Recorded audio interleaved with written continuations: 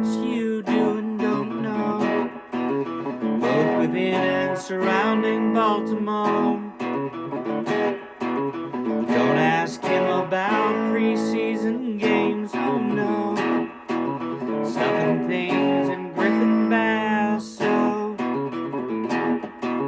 Despite it being on the internet, he can call it what he wants, so Glenn Clark Radio, Glenn Clark Radio, Glenn Clark Radio.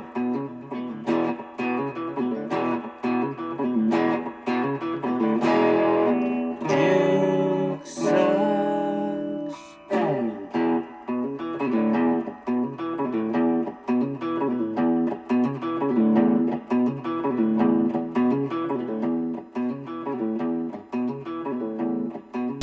I'm gonna do whatever it takes to win. I don't really pay attention to the numbers of rushers. We got Derrick Henry, Keaton Mitchell, Justice, Rashawn Ali. We got all these guys to run the ball, and sometimes they. So I don't really be worried about it as long as we win.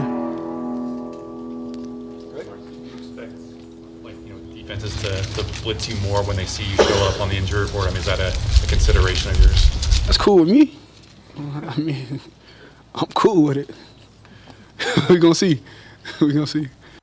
It's Lamar Jackson, obviously, yesterday, as he did return to practice. All's good. He will be good to go for Sunday in Cleveland, barring, something else coming up between now and then. Maybe we knock on wood about that. What are you doing? But Lamar Jackson saying, if you think you should blitz me more because I was on the injury report, then by all means, you go right ahead and you do that, and we'll see what happens.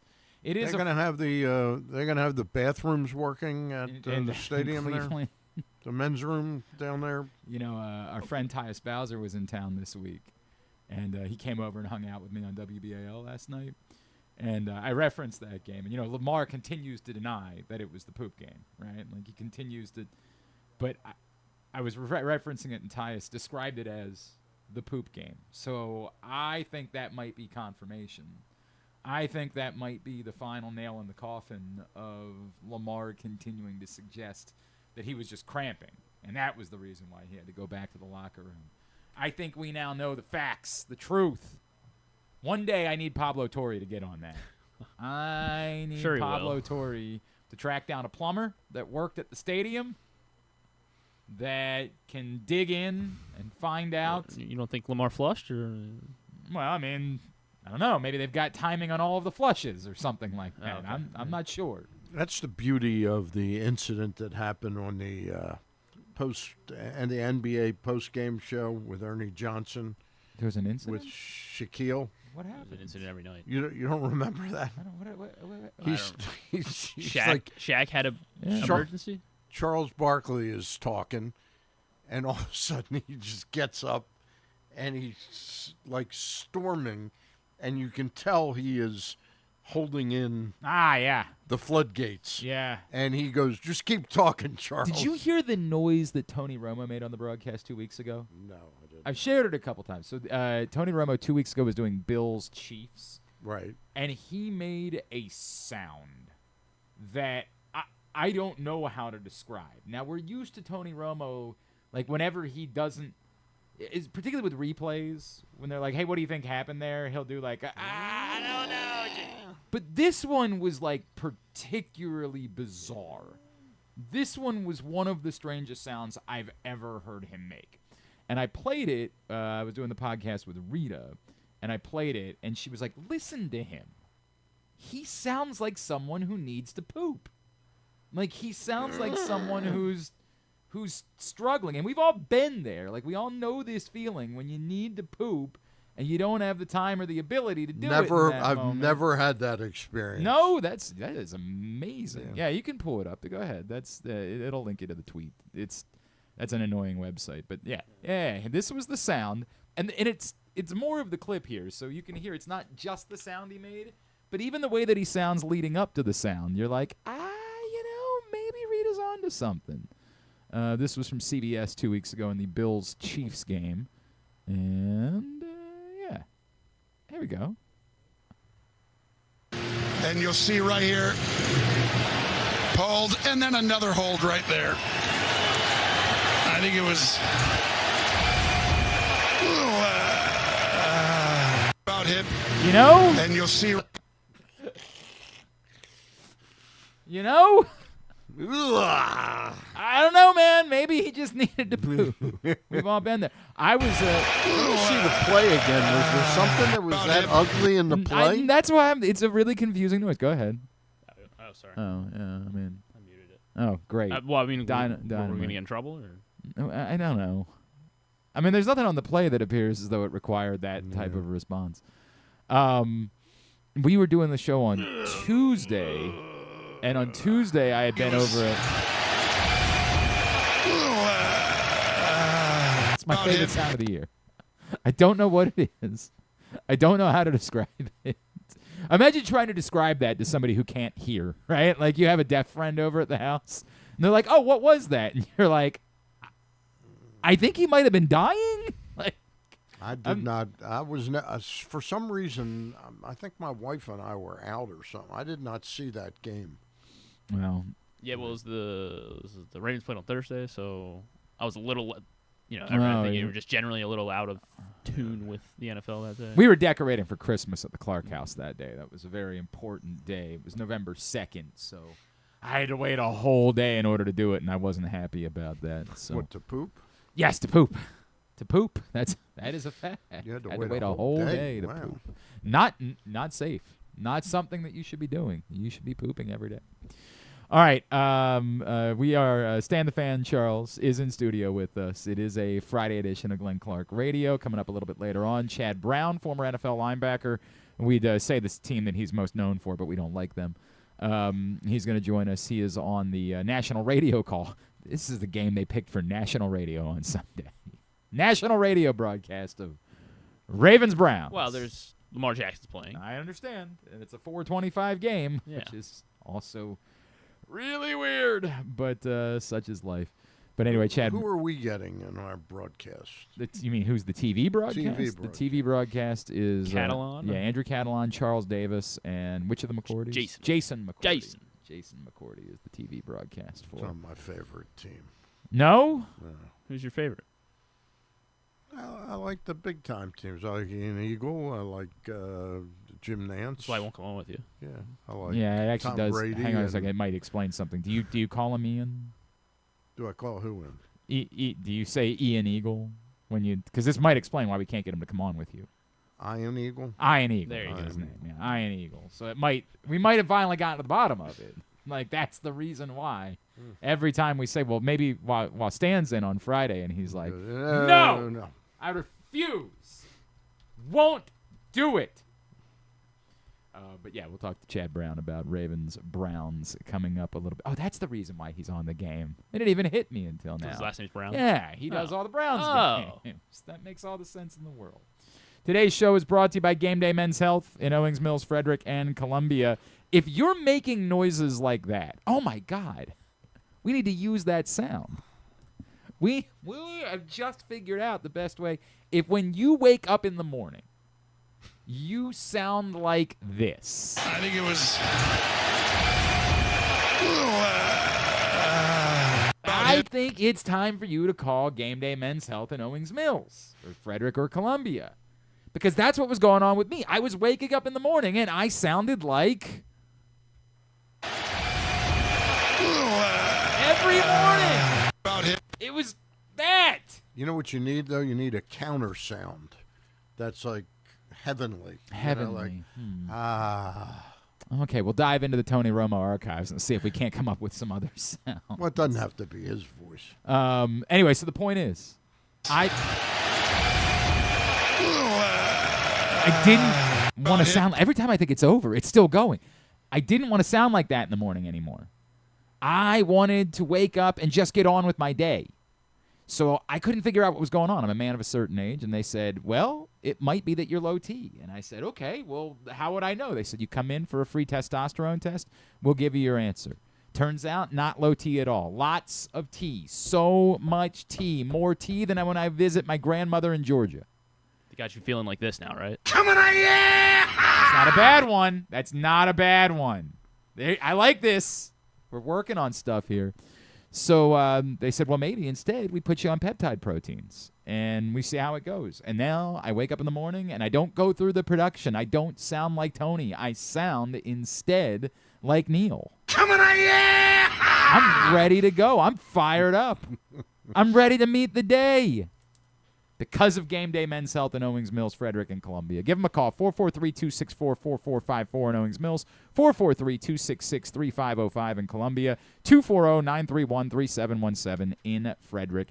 GameDayMen'sHealth.com is Any the website. shot you could reach out to Tony Romo About being and the his spokesperson? people about being the spokesperson? I think used to he's sound gonna, like this. Right, I think he's going to cost slightly more than Glenn Clark does. We can't I get it. think, We can't combat the Skechers deal or whatever. yeah, I don't think we're going to be able to compete with that. But, it's worth making the phone call. You are right about that. Well, they have the service that they might trade for use of a spokesperson. Maybe. If he's making noises like that, Yeah, it's time for him to he go could see sound them. like he could sound like this. That's a fair point. It's a fair point. He could sound like this. My website. Oh, way to My go. website let me Way know. to go. Way to leave me hanging. Everything was It's not my going fault. It's great. the, it's the See, technology. technical. It's a technology. It is. It is. All right, so a couple of things. One, I have Jim Bowden today. Dynamite timing. Dynamite. Jim Bowden was just saying that this morning. Radio professional. So Jim Bowden today at The Athletic writes a bunch of different stuff that he heard while he was out at the GM meetings in Las Vegas this week. And among the things that he writes is that the Orioles have received calls and texts about the availability of Adley Rutschman. Now, he does not suggest that the Orioles are listening to said calls or are considering, just that they are receiving them. And sure, if I'm an opposing MLB team, I'm absolutely interested in finding out if the Orioles are so frustrated in Adley Rutschman that they're willing to give him up for pennies on the dollar and just say, your problem now. As I've said before, and I know, Stan, you wrote about perhaps the possibility some time ago of the Orioles trading Adley Rutschman. I understand the thought process. The problem is I just don't think you can get anything that remotely resembles value for him. And I think you're stuck in a place where you have to hope that it works out this year and then maybe consider trading him at the deadline or in the offseason. Yeah. I don't think you have another choice. Now, if there is some team that is obsessed with Adley Rutschman and is convinced that they can fix him, then that they're willing to pay you 70%, 75% of what Adley Rutschman's peak value was, then I'd listen. Of course I'd listen. Yeah. But I just don't see that happening. And so I think that you're kind of in the spot you're in. You've got to do everything in your power to fix Adley Rutschman, either for you or for a trade in the future. Yeah. Yeah, it's sort of the value right now is that old expression of pennies on a dollar. Mm-hmm. You know, I'm sure that the Orioles are getting, I won't say besieged, but teams that are looking to upgrade their catching. Mm-hmm. And there's some teams with just awful catching. They look at Rutschman as somebody, okay, he's had a bad year and a half, season and a half. The season was an injury-plagued season. I think the people in Baltimore see a little bit more of him being problematic now moving forward. Right. But But why wouldn't if it's going to cost you very little? Yeah. Then why wouldn't someone else be interested in Right. being the team to take the chance on it? And that's classically what happens in these kind of trade scenarios is the team that's getting calls is saying, nah, we're good, because they don't owe him a lot of money now. They're on a year-to-year basis for this year and next year. Yep. And they're rooting for him to have, whether he ends up being an Oriole long-term, they're rooting for him to either recoup value or help the team toward a championship run. It's interesting this week Stan, because we've heard from multiple, and I don't want to oversell it, and I know that Orioles fans will say, I believe it when I see it. But Mark Feinsand the other day of MLB Network, MLB.com. Not Mark Fine. No, not Mark Fine, who works for the Orioles. Mark Feinsand reported that the Orioles are in on all of the top free agent bats. Kyle Tucker, Cody Bellinger, and Pete Alonso specifically were the names that he brought up. Then John Heyman yesterday did a video for the New York Post where he said the Orioles are the contender for the Mets and Pete Alonso. And there's been just more rumblings. Jim Bowden referenced the Orioles right now are the only team that appears willing to spend money at the moment. I don't... None of that, to me, is a guarantee. It could all be nothing but bluster and the Orioles doing due diligence and all of that. But it is at least a little bit different than where we've been in recent off seasons. Yeah. Mike Elias, I think, has set a target that we can measure him by laying out that they are looking for frontline starting pitching, a veteran closer, and a veteran bat. The conversation is a little bit less like, and even yesterday, or even when he met with reporters this week, he said that ownership is willing to go in the red, that they're, well, you know, and he gauged it. I don't remember the exact wording, but he gauged it by saying we're not going to, you know, they're not going to go crazy. Yeah, we're not going to be the Dodgers or the Yankees. Yeah. But what he said was they're not going to determine how much they're willing to spend based on profit, which is more than we've ever heard the Orioles say in discussing the concept of spending. Yeah, I think, look, the payroll last year, all the people that say that this organization is cheap and they're too frugal and all that, the payroll went from $103 million in 24. Last year was about $160 million. Mm-hmm. And they've got Eflin, they've got Mountcastle. Which, again, they slashed a good bit of the deadline. Yeah, they got rid of a lot of that salary that's not coming back with those players attached. So I think if you roughly, I think I heard Tim Barbalet say this the other day. They're right now their guarantees are somewhere around $80 million. Yeah. So that means that they got $80 million to spend just to get to last year. Were, right. And I think they're willing to go to about $200 million this year, maybe $215. So that would if that's the case, that's an awful lot. That's a lot to of spend. bread. Yeah, that's a lot to spend if they're willing to do that. You know. So I'm not going to be surprised if this year we do land a couple players. The scary thing is, especially with these pitchers, is just if you make the wrong move and you get a guy for 5 years and you get the injured guy, you're sort of, you know. We've had this conversation a few times over the years, and the argument is that hurts a team like the Orioles more than it hurts a major market team, and I get it. But if you want to win, is that a risk that you have to take, that you have to say, this might not work out for us, but trying to do it the other way is almost a guaranteed way for it to not work out for us to have a chance to win a championship, to actually win a World Series, to just continue to try to do it on the cheap with pitching, or to think that we can, be the brilliant team that finds the next, we'll find Tomo Sagano will be Yamamoto, like to try to be that team. Right. I just don't think that math is going to math. So are you making your decisions in the what's best for the healthiest financial, state to be in, or are you willing to make decisions, if David Rubenstein's saying, no, make your decisions to go try to win a World Series right now, Yep. then I think those are risks that you have to be a little bit more willing to take. Now, for what it's worth, the reports have not – Mike Elias is saying he's in on frontline starting pitching. We have not seen a lot of the other reporters who have been suggesting or tying the Orioles to – Framber Valdez, or I think there was one reporter who brought up Dylan Cease, wasn't there? Wasn't there a report this week that said the Orioles did tie the Orioles somehow to Dylan Cease? Hang on a second. I feel like there was one connection. Was it like on foul territory they were talking about it? Morosi, apparently. No, sorry. I'm looking at this from last year. Don't. It was Passan. Okay. Jeff Passan, and this wasn't reporting, so I'll be careful on that. Conjecture. It was conjecture. So that it's important that we say that, because it was I work on conjecture Right. all Jeff the time. Jeff Passan wrote a piece for ESPN.com about the perfect transactions that each team could make this Right. offseason.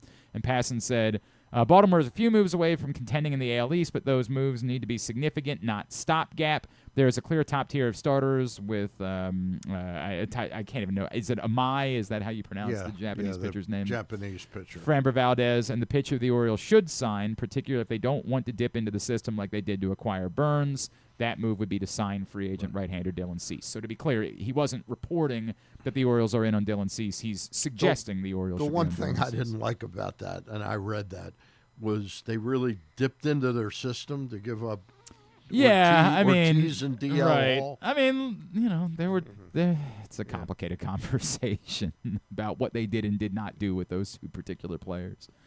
And I think that even in talking about spending, I think Mike Elias also suggested that starting pitcher could be via a trade again. And for the pitching specifically, it wouldn't surprise me if they're attempting to do it via trade. Who that is, I'm not sure. I still think they should be willing to be in on. Maybe it's not Cease, but we talked about Michael King last week. That's absolutely sort of my, it's maybe a little bit less than the top dollar. I would be swimming in that water right now if I were the Baltimore Orioles trying to find pitching help, as I would be swimming in the Michael King waters. But if their thought process is we're going to try to do that via trade and maybe sign a bat instead, like if we're going to spend big money on one, it'll be a bat. That's who all these reporters are connecting the Orioles to this week and are saying they're in on. All the conjecture is that they're in on the bats. I hope they're in on the bats. I mean, they need at least one significant upgrade, And it's interesting that they actually were mentioned in conjunction with Alonso.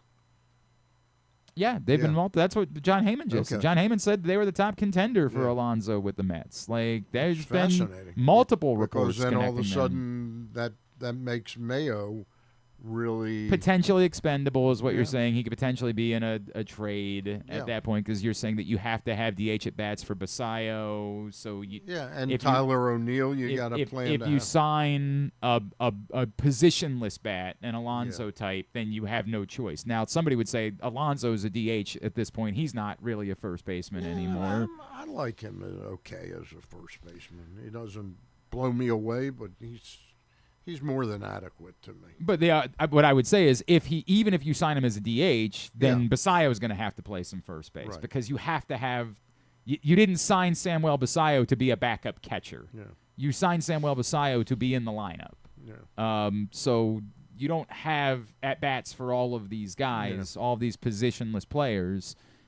So to your point, if you're in the market for Alonso specifically, then you would think that Mayo. By the way, Ryan Mountcastle is still on the team as of right now. And I get that we're all kind of thinking that the Orioles are going to move Ryan Mountcastle, but they have to do it. You know what noise I make when I hear about Ryan Mountcastle? I don't think Griffin's ready for it. I don't think he was.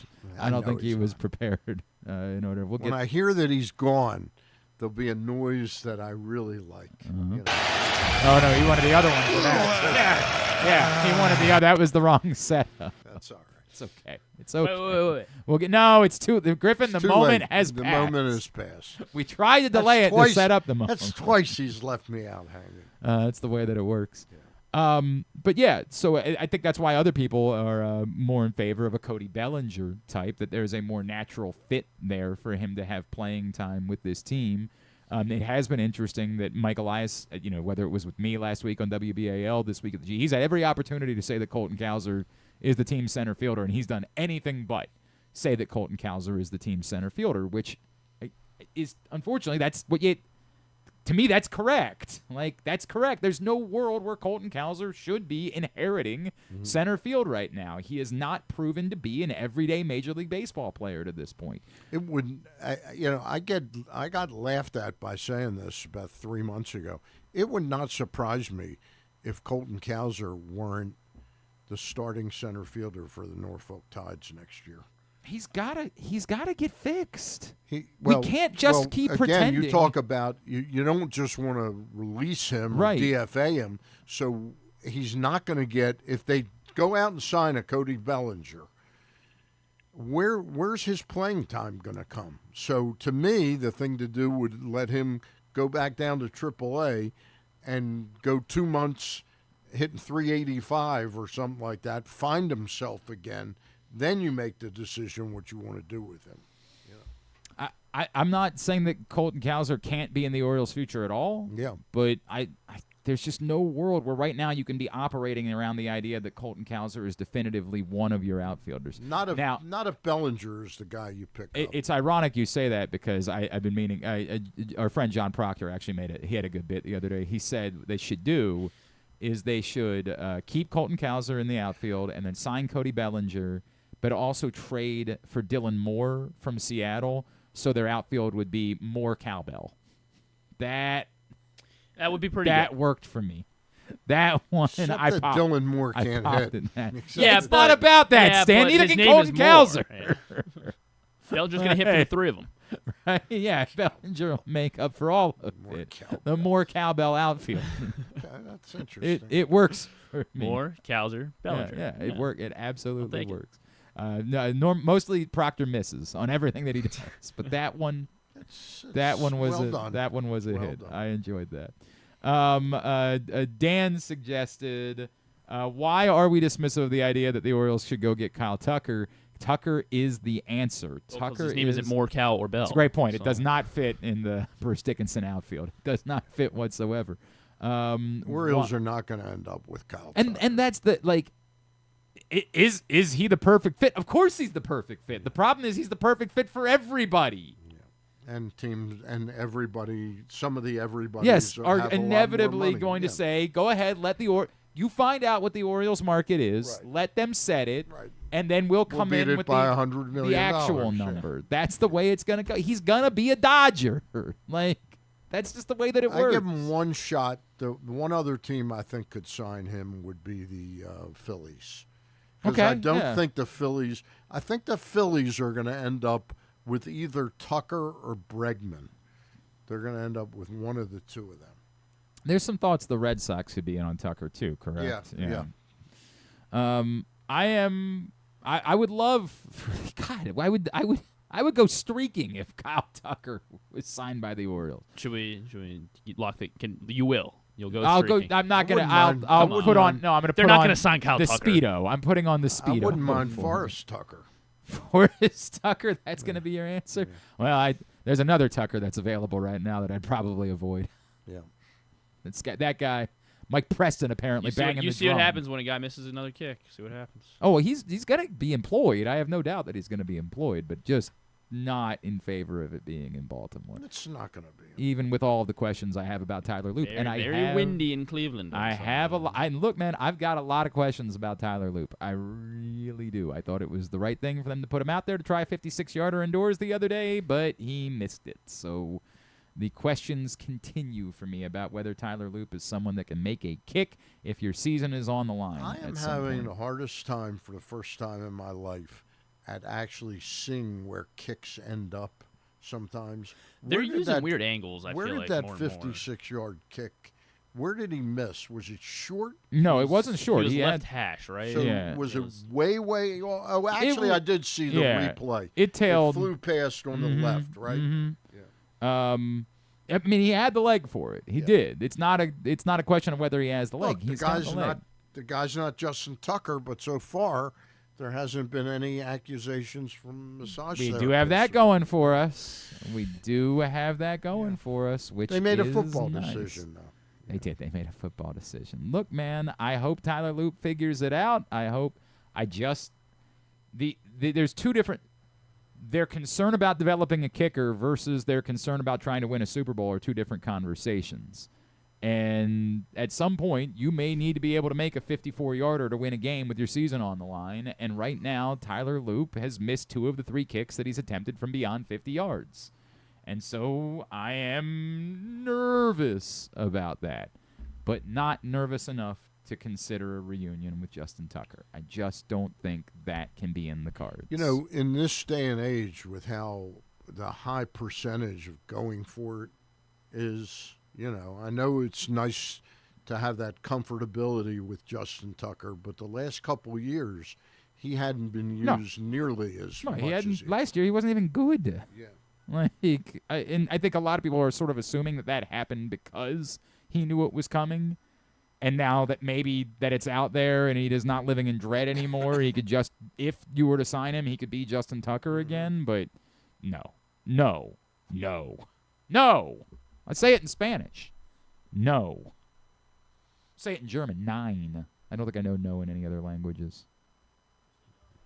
What's no in French? I don't think I know no in French. But no is the answer for a potential Justin Tucker reunion. All right, today's show also brought to you by countysports.zone. Everything you need to know about high school sports here in the state of Maryland, they've got you covered at countysports.zone. Into championship season in fall sports, in the playoffs at the public school level.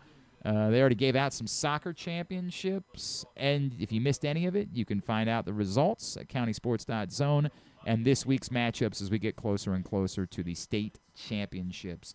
Countysports.zone, proudly sponsored by your local Toyota dealer and buyatoyota.com.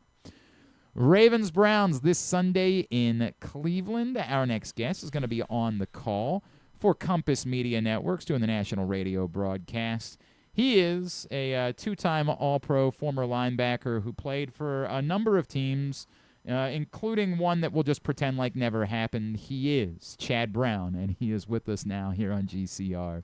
Chad, it's Glenn and Stan here in Baltimore. It's great to chat with you, man. Thank you so much for taking the time for us.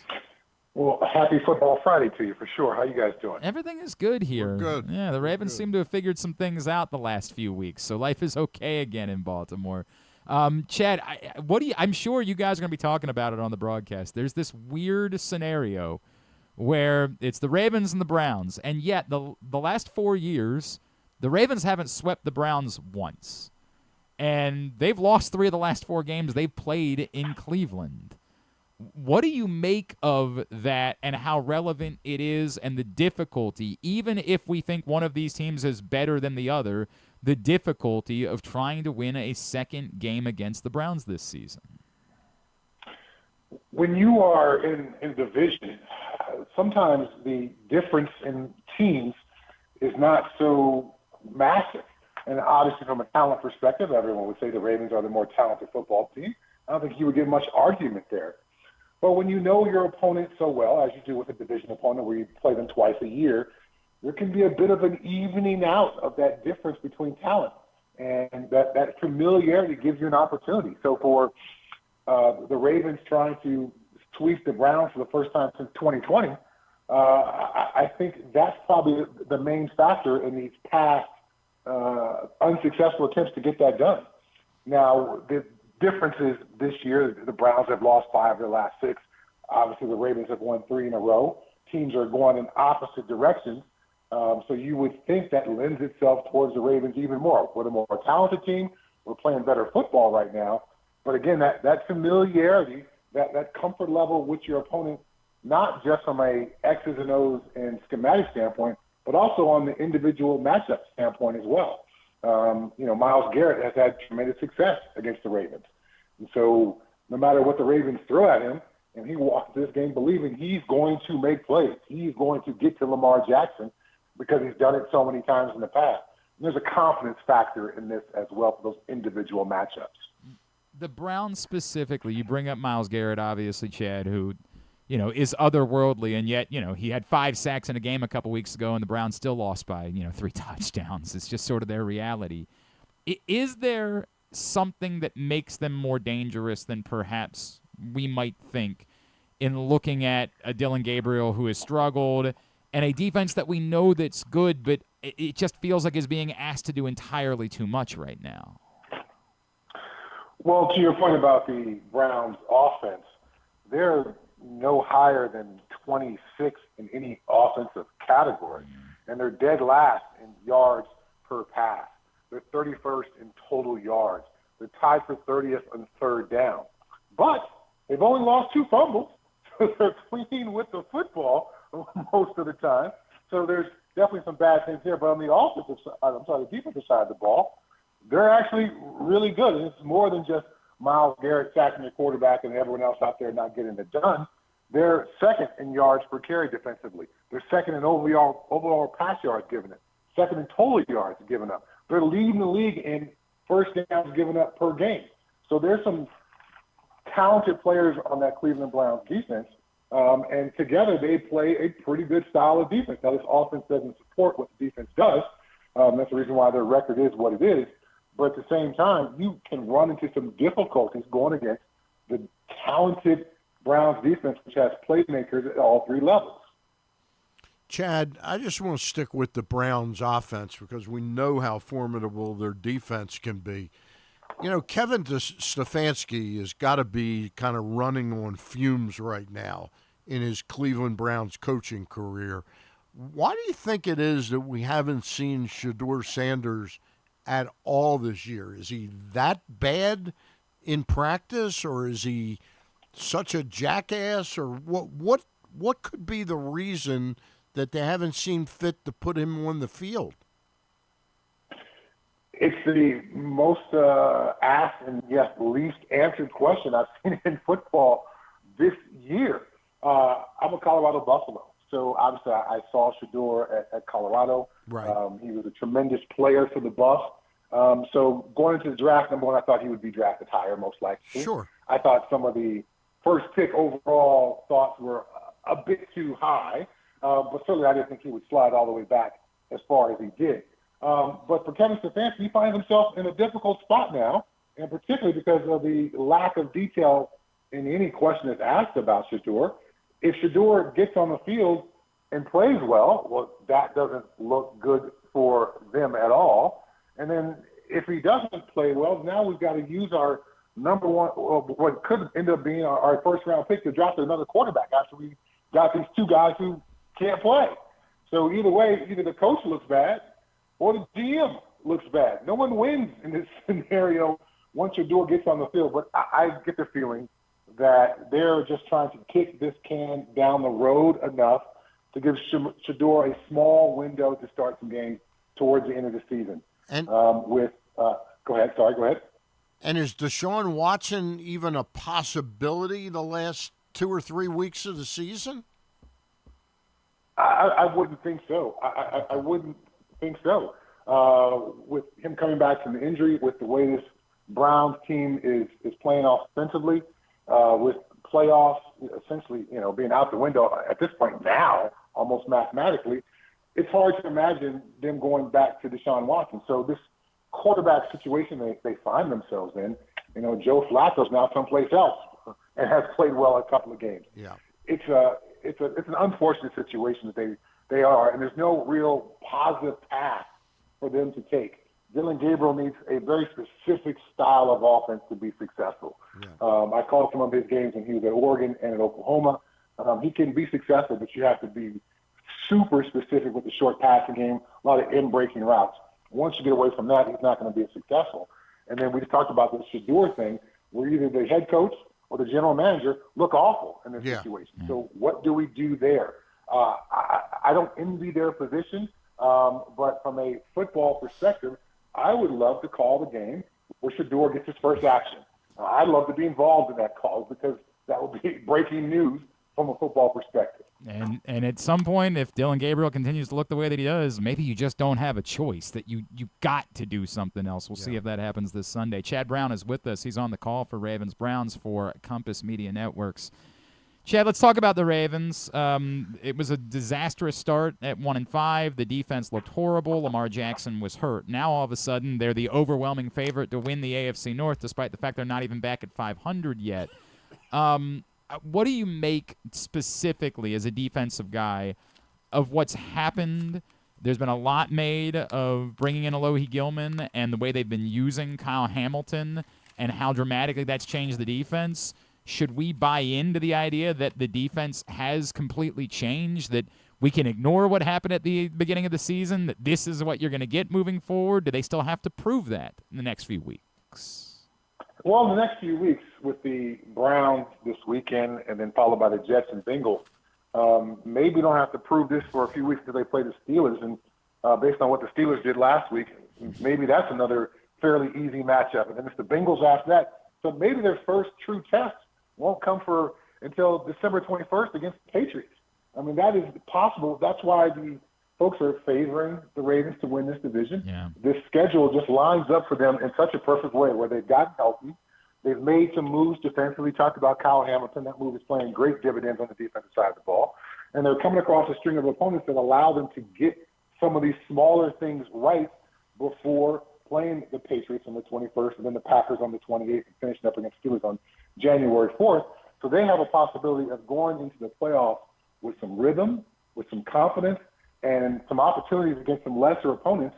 Still the NFL, you still got to show up and play on Sunday. That still is going to exist. But to play some lesser opponents and get some things cleaned up that are going to be necessary for them to be successful if they go on a playoff run. Do you believe this defense can be good enough for them to get back into a place of being a Super Bowl contender? I think so. I think so. Now, going into the season, when people were talking about the most talented rosters in football, the Ravens were in everyone's conversation there. And so I think some of the shine obviously came off when you lose 4 games in a row. Now, is it going to bounce all the way back to now suddenly they are the most talented roster in football? I don't think so. I think some things were exposed, some holes were seen.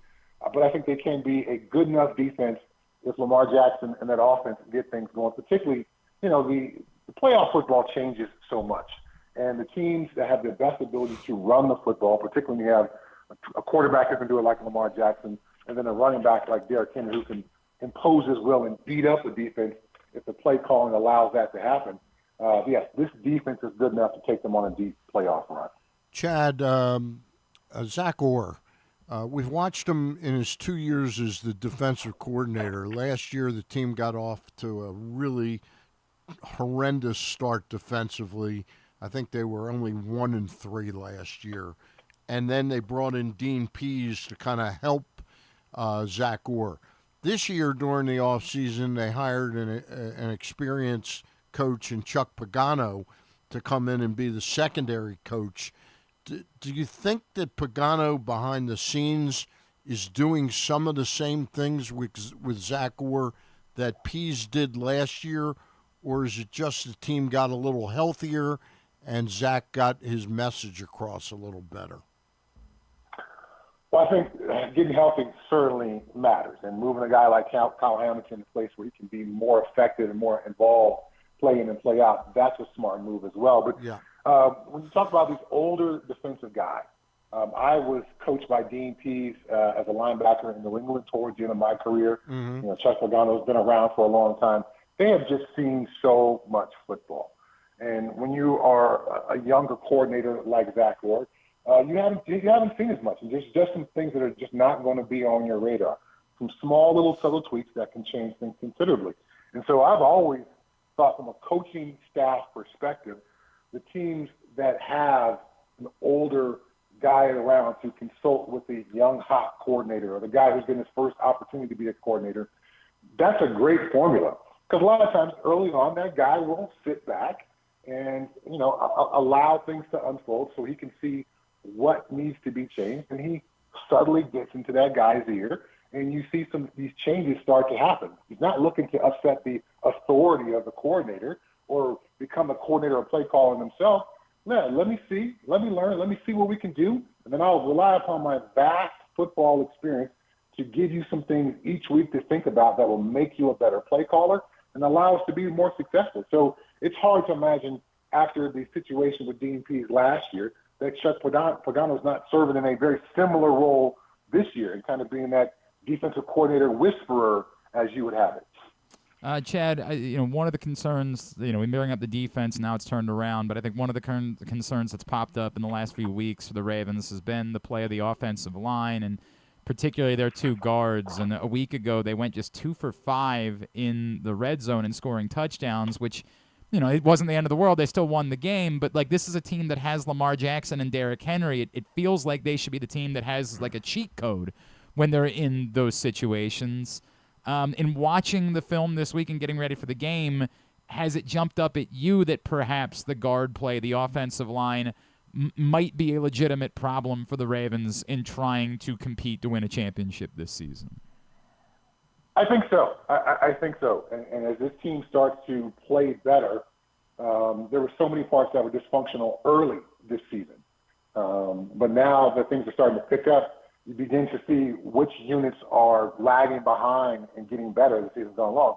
And to your point, I think the offensive line, and particularly the interior of the offensive line, is a bit of an issue. Mm-hmm. And if you want to run the ball, if you want to be able to impose your will on people, your guards have to be effective. And the guard play is certainly lacking. And there's just some plays where Faalele, he just seems to be lost. And I'm not sure if it's the lack of football, growing up as a kid, obviously grew up playing rugby, where there just doesn't seem to be sometimes on certain plays a natural sense of what to do in this situation.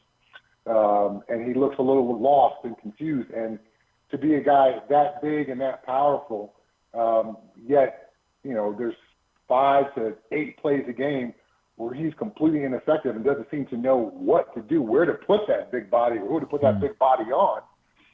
And if you think about playoff football, how many one-score games no doubt. are there in playoffs? And we talk about those games, those one-score games, they turn on somewhere between 3 to 5 plays. And if your guard is having 5 to 8 plays a game where he's not getting his assignment done or appears to be lost, that could literally be the difference in a playoff game. So when we're talking about these very small margins of victory, then those 3 to 5 plays are going to be huge. And so that needs to be cleaned up in order for this team to, avoid another disappointing, for Ravens fans' perspective, another disappointing playoff game where you had it in your hands, but you couldn't complete it and couldn't finish and get it done. Chad, I just wonder, because the dumb guy thought, and that guys like me would say is, well, you're at a point where anything might be better, right? But the Ravens' options internally are, Ben Cleveland, who they've never trusted to play for actual periods of time, Corey Bullock, who's never played at the NFL level, a rookie in Emory Jones at LSU, who was a tackle and a third-round pick.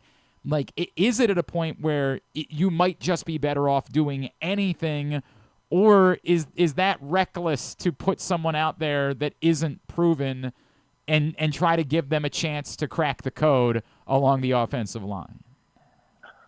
If I were on this Ravens staff, I would begin to run out of patience. Okay. Because the amount of drive killers, the amount of head-scratching plays would be far more than I would be comfortable with. And, not being in the locker room or in the coaches' rooms and seeing Ben Cleveland play and Bullock play and Emory Jones play, I'm not sure how good the next man up would be. I just know right now that right guard level of play would be unacceptable for where we are hoping to go as a football team. And if you're going to play a team that's got a talented defensive interior line, they're going to be able to feast. They're going to take advantage of this. This is a major weak point. That's the weak fish out there, and the weak fish is always the one that gets attacked from a game planning perspective. So improvement needs to be made over these next couple weeks, and we talked about this stretch of games coming up. So maybe that's possible for improvement there. And I understand the whole Earth theory. There's only so many guys on the planet who are 6'8", 370 pounds, who can move like that guy. So if he ever gets it together, he's going to be unstoppable. And I'm sure they look at Jordan Mailata in Philadelphia. Hey, that's the model we're going after. Right. Here's a big, giant human being. If the light bulb ever goes on, we've got a guy who's got an all-pro body and skill set. So that's the temptation while he's still on the field. But the level of play and understanding of what needs to be done hasn't quite matched the temptation just yet. Could you do me a favor before we let you go, Chad? Because you said earlier the Steelers weren't really going to be much of a test. Could you say that part again? Because that's our favorite song. We were just like... As much as it hurts my heart, the Steelers' defense, we saw them play well against the Colts, but then once you start looking at those stats, it became kind of some fool's gold. It's like, oh, they really didn't play as well statistically as we kind of felt watching that game. And then watching them lose to the Chargers, you go, okay, they kind of are who we thought they were.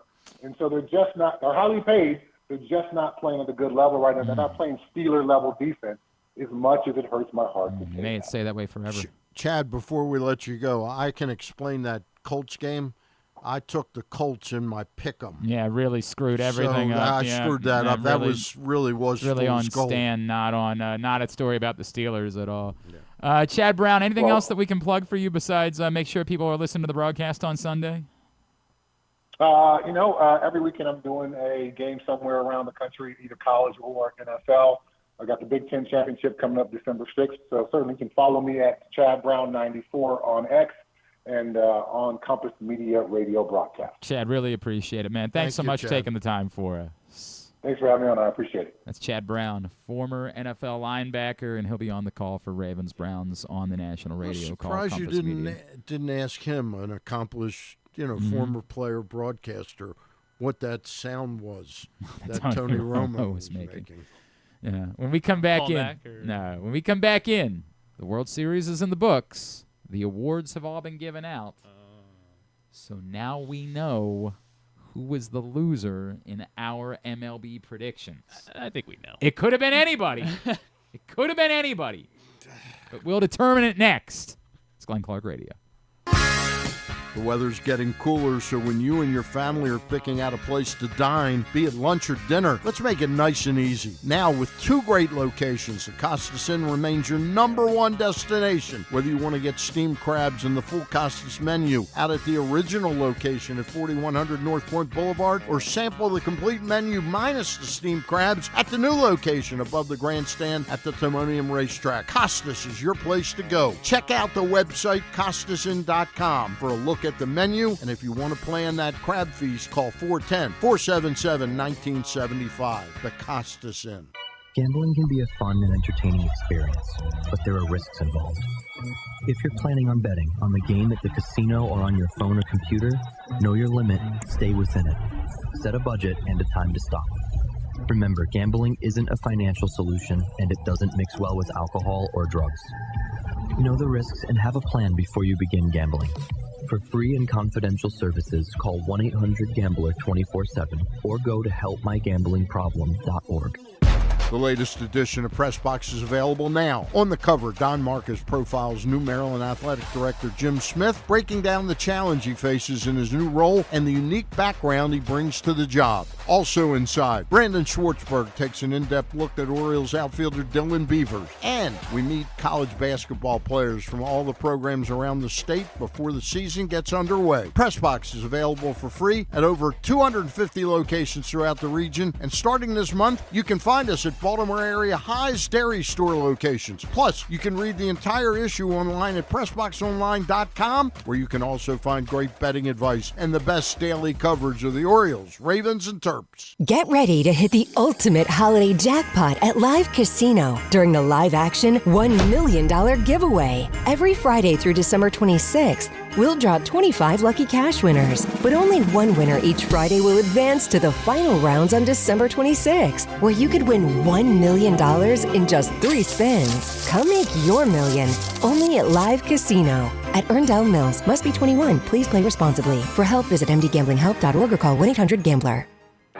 Feeling sluggish, unfocused, or not like yourself? It could be low testosterone. At Game Day Men's Health, we specialize in testosterone replacement therapy to help men boost energy, improve mood, and regain confidence. Our treatments, including testosterone cypionate, are safe, natural, and tailored to fit your lifestyle with weekly injections or pellet therapy. Get started today with a free testosterone test and feel the difference. GameDayMen'sHealth.com. Game Day Men's Health, where men reclaim their game. Contrary to what some people believe, I actually like this guy when he sleeps. Glenn Clark, talking sports. All right, back in here on GCR as we continue along on a Friday edition of the program. Stan, you were a busy man this week.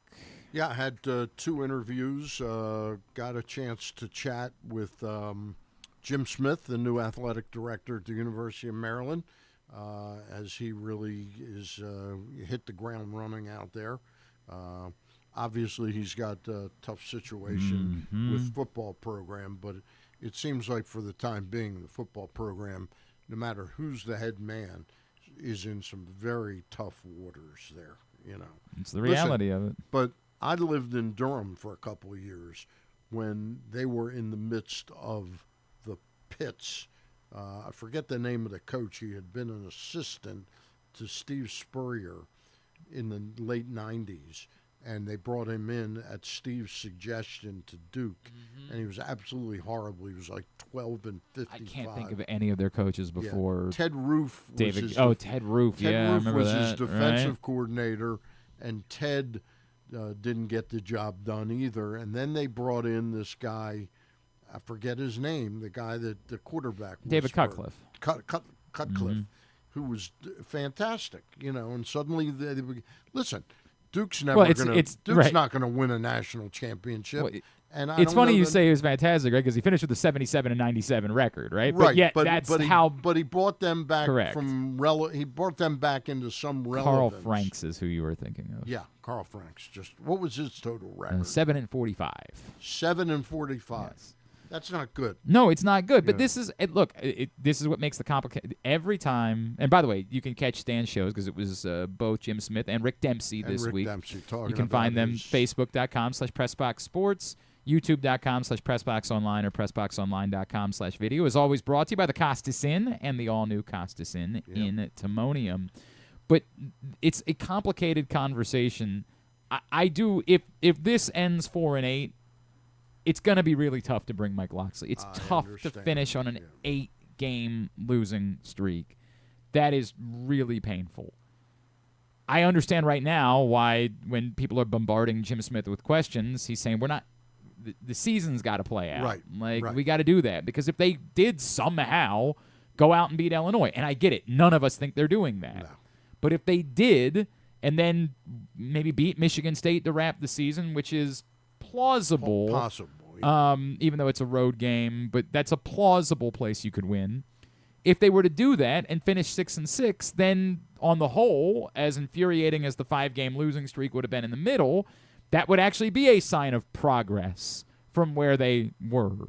And you could buy that with a young quarterback and keeping the young, talented defensive players and bringing in, if you can finish off and land Zion Ely, the number 2 player in the country, you could buy the idea that you could take another step forward next year. Yeah. But the bigger issue that no one wants to talk about is if Maryland could get a game-changing head coach.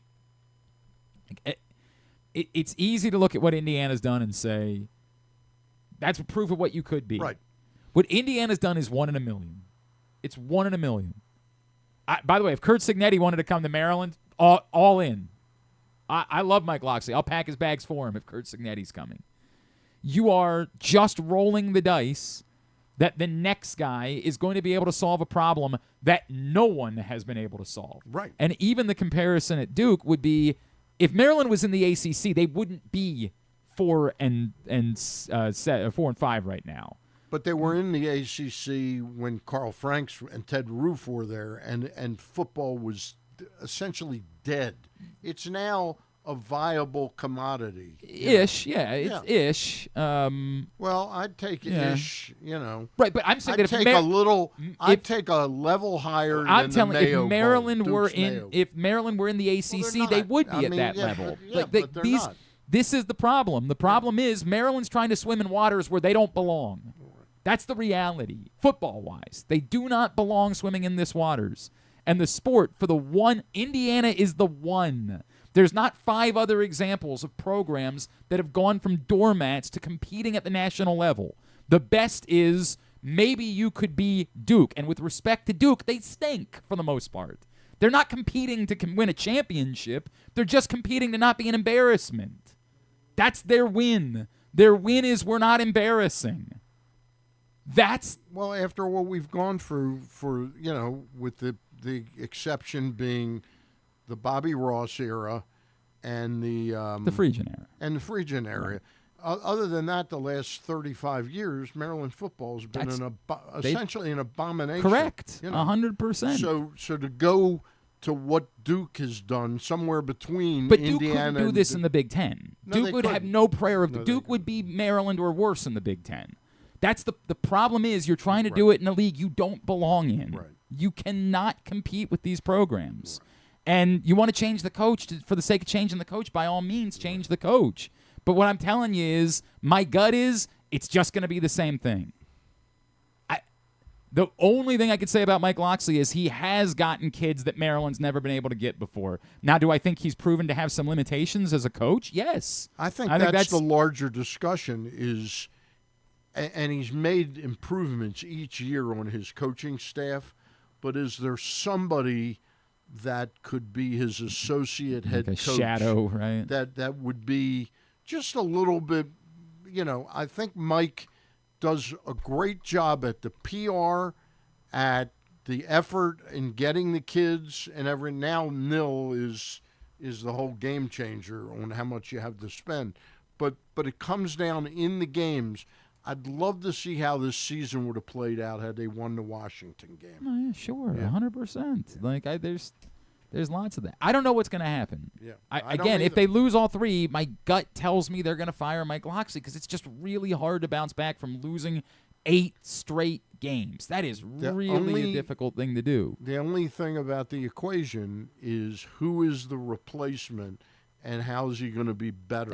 And if you don't, what he might do is give him one more year. I know that's like a lame duck almost. Yeah. But just to let a little time go by and see who the candidates are. Unless Jim Smith seems like a pretty smart guy, that he's got a few names that he's looking if Jim at. Smith has some legitimate coach that he can hire because of some relationship, that's a one. But if it's just going to be for the next, as I say before, search committee, casting couch, coach, this guy looks great, he looks the part, that guy's going to fail at Maryland because none of them understand how impossible this job is. None of bring in some old guy with a hot 24-year-old girlfriend. That's worked out really well for North Carolina. Like you? Worked out really well. I don't have a 24. Worked out really well for North Carolina. And again, none of it is me telling you that Mike Locksley has been great. I'm not trying to gaslight you. I'm trying to say this job is impossible. Impossible. And that's where I'm at as well. Let me ask you a question. Forget all the ancillary. Would John Gruden have a shot at making a difference? They would never hire John Gruden in a million years. And I would say John Gruden would be one of the worst hires you could make right now. He's never. There is nothing It'd be about Belichick, right? I mean, he has no connection to the NIL era. He has no idea how any of it works. There is you no. get a director of football. They all have those, Yeah. and it just doesn't make any difference. If John Gruden, you wanted him to be your consultant, the guy that you tried to have around, it'd be a PR nightmare in a place where we don't just put up with in the name of winning football games because there just isn't that much passion for Maryland football here. How about Nick Saban? Could he make a difference? You would think so. You would like to hope that Nick Saban can make be really a something if he can't. Yeah, right. Well, I think it tells you a lot, doesn't it? Saban. Maybe that's the thing. You go after Saban, right. You get him, and if he flops, you go, something. It's time for us to go to the American. No, we're not going. We're not going to do football. Yeah, correct. It just isn't going to work. We're going to sell the real estate where the stadium is. Yeah, and sure. We'll just, do something else and give more space to the soccer program, who's doing all right. Something like that. I mean, yeah. If they go 4-8, it's going to be hard to justify. It's going to be hard to justify. But my thing is, whoever they bring in, I mean, I don't think it's going to be Saban. Whoever they bring in, they're also just going to go 4-8, 5-7. That's the reality. And so with Locksley here, I know he's getting.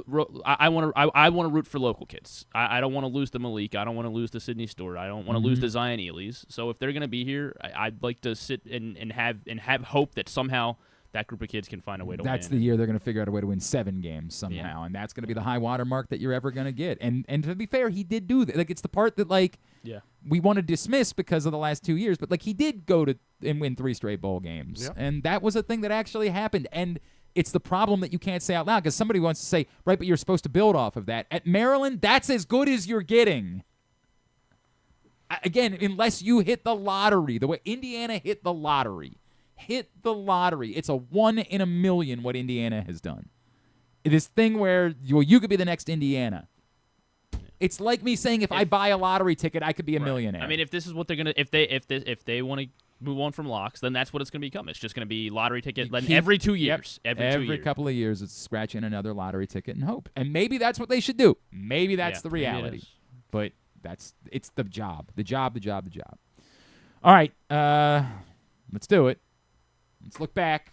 Let's see how we did. I'm excited. Let's see I'm pretty proud of myself. who's taking the other two out for lunch. Let's see how it goes. Who do we want to grade first? Me.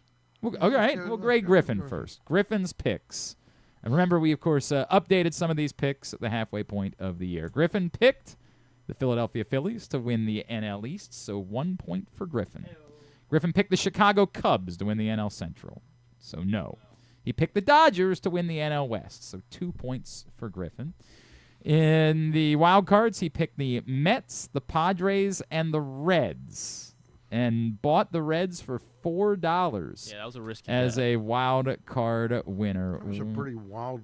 It really was, wasn't it? I don't remember how I we know got ball. I thought he was crazy at the time. I think I thought he. No, but he. That was definitely my most questionable buy for sure. But it got it right. So, 100%. Like in the end, it was a smart decision. And so a good way to spend $5 as the Reds do indeed sneak into the playoffs at the end. But alas, with that being said, you got that one and the Padres and not the Mets. So two more points there. So Mets, up to 4. Goodness. Right? The NL champion, Griffin picked the Philadelphia Phillies. Rats. So missed on that one. Rookie of the year, he picked the Terp, Matt Shaw. So no. Way to go, Matt. Got a 5th point, though, because he picked Paul Skeens to be the Cy Young winner in the National League. And he got a 6th point by picking Shohei Ohtani to win the NL MVP award. So 6 for Griffin in the National League. Not bad. Parlayed all my. AL East winner for $1 somehow. He got the Toronto Blue Jays. How did that only happen for $1, by the way? Because who did you? I guess does it matter?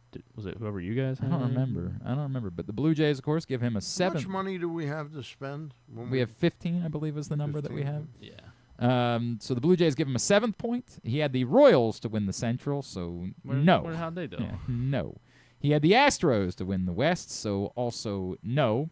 His Very AL close. Very close, though. His AL wild cards were the Rangers, the Yankees, and the Orioles, which he wasn't able to get out of. He does get 1 there, obviously, from the Yankees, so he gets an 8th point. Right. And then he had the Houston Astros winning the American League. That's a no. Spent big, and it was worth it, $8 to bet out of Cam Smith and into Nick Kurtz as the AL Rookie of the Year. Yeah. He gets a 9th point there. AL Cy Young winner, Sweep my Tarek American League. Skubal, 10th point. AL MVP, Aaron Judge, 11 points. Wow. And He's had unbeatable. his World Series winner was the Los Angeles Dodgers. That is 12 points for Griffin Bass. I think Strong he's unbeatable. I think he's performance. unbeatable. But to be fair, it doesn't matter who wins. All that matters who loses. is who loses.